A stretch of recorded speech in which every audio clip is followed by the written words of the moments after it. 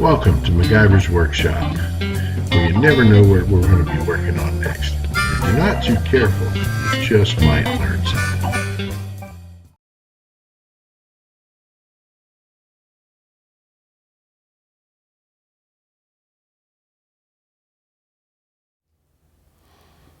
Hi there, and welcome to MacGyver's Workshop, where you never know what we're going to be working on next, and if you're not too careful, you just might learn something. Now, in part 8 of our series, my son's 2003 Chevy Silverado here. It's two-wheel drive, pretty much base model truck, but it's got the 4L60E in it, and we're getting ready to go back in with it. But I have to fix up some stuff with the PRNDL, or neutral safety switch, essentially. So let's get started. Now what we're going to do here is we are going to have to replace our PRNDL,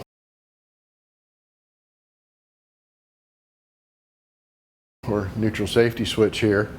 And GM, in their infinite wisdom, this is something that I learned here, will sometimes silicone these connectors in, and when you go to try and remove them, then you end up breaking the switch. As you can tell, this switch is broken right here.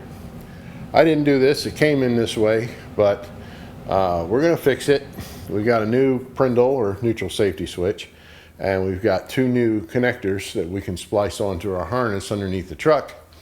And you'll notice I've left little bits of the wire on the connectors so I can make sure that I put the new connector to the right wires, to the right pins on here, because the replacement connectors come with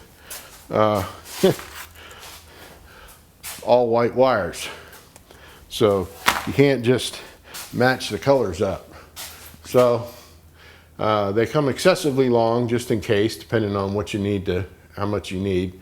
So I've trimmed these a little bit shorter, and I've gone underneath the truck here, and I've got my wires for the small 4-pin connector here separated and spliced.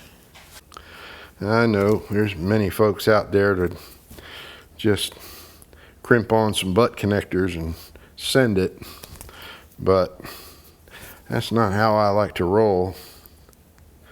I prefer to use solder and heat shrink myself.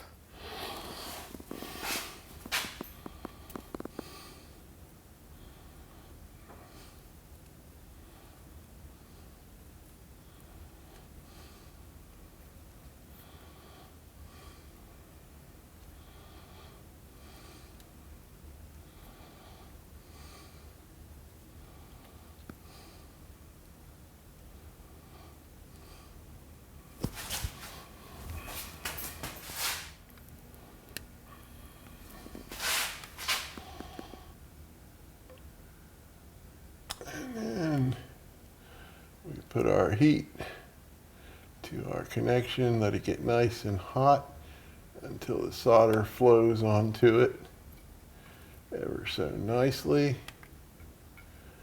which is a little challenging when it's free hanging like this, but it's doable. There we go.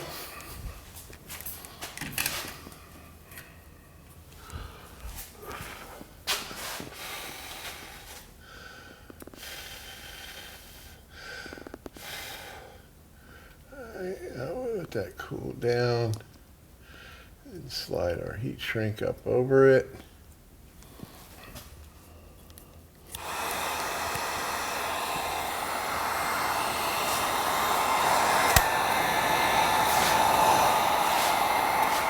Now we just do our heat shrink here nicely.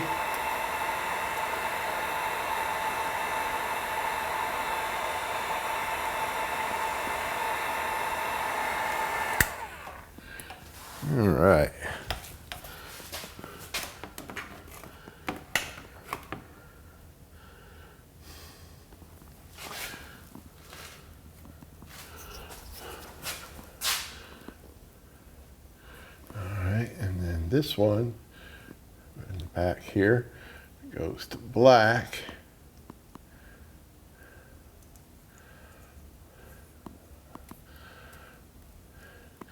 And when you're putting your heat shrink on there and you're doing a connection like this, you always want to make sure you have enough lead to where you can slide your heat shrink down out of the way so the heat from your soldering gun and all doesn't start shrinking your heat shrink here.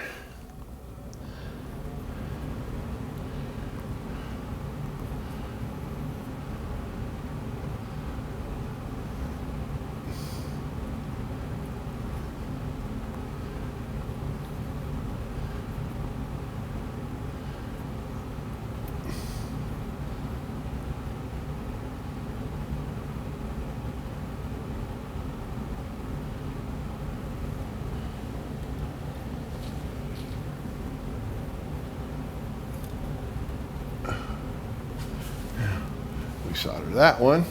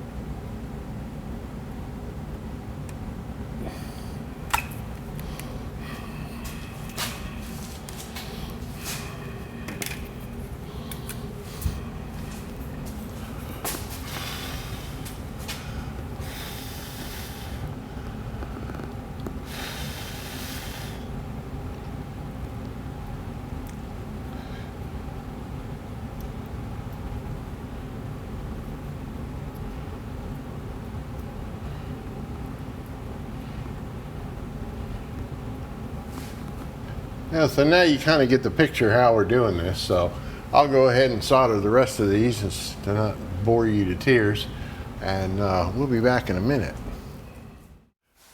Okie dokie. And we can see we've got both of our connectors soldered in. Now this pin, or this location on the connector, is not used.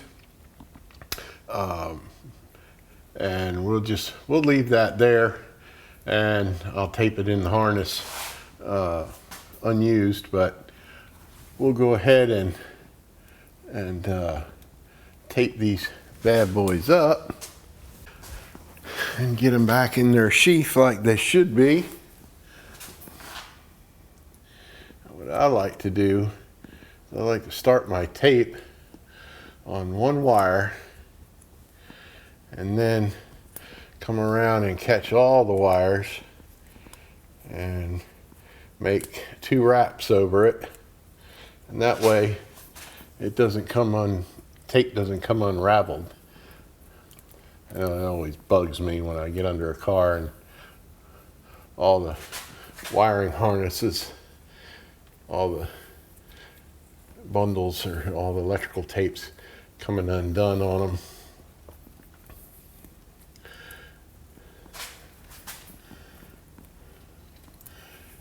We'll go well on back up in here.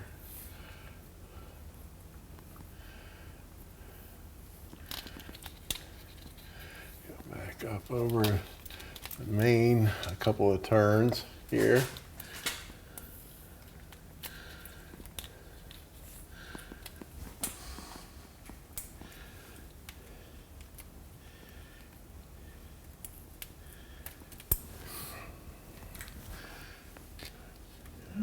So we got that one, and we'll use our conveniently unused wire here to start our wrap.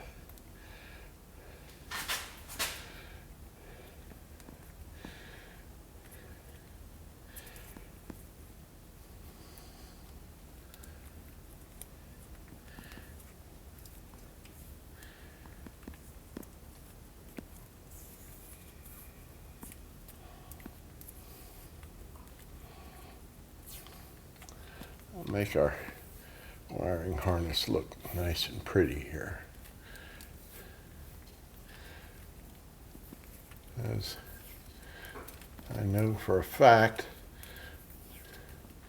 that unless he runs over a stump and tears this thing apart,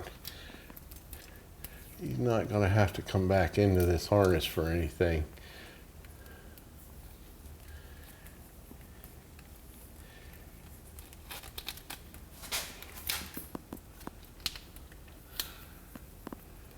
Now what you do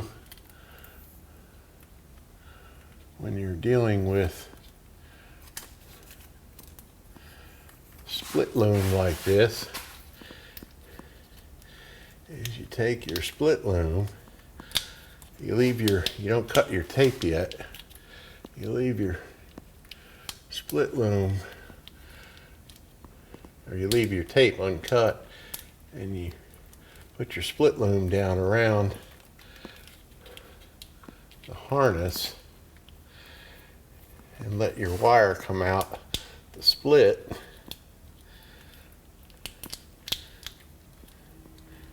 And it might be a little fidgety, but that's okay.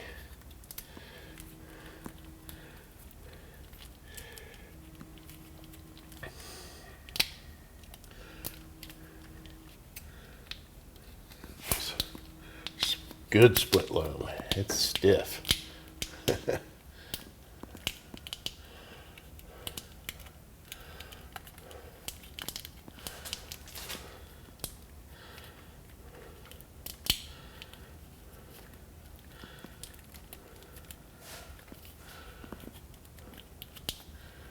It may take a little bit of doing there, but that's all right.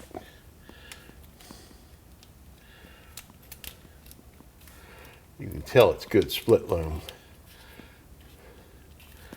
when it's good and stiff like that. All right, and then you wrap your tape around that split loom, and we'll go down a little bit on this small connector here, and then we'll continue on down here on the split loom.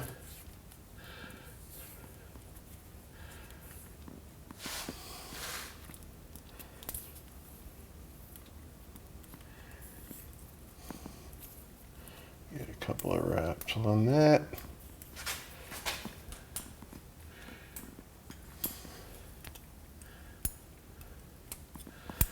And there. She ought to be good. And there you have it. Now, our connectors are ready to go. And I left the transmission out. I haven't stabbed it in here yet to make filming this a little bit easier. So, and now we'll stab the transmission back in and set our, calibrate our brindle, which is also very easy. With a new one, all you need to do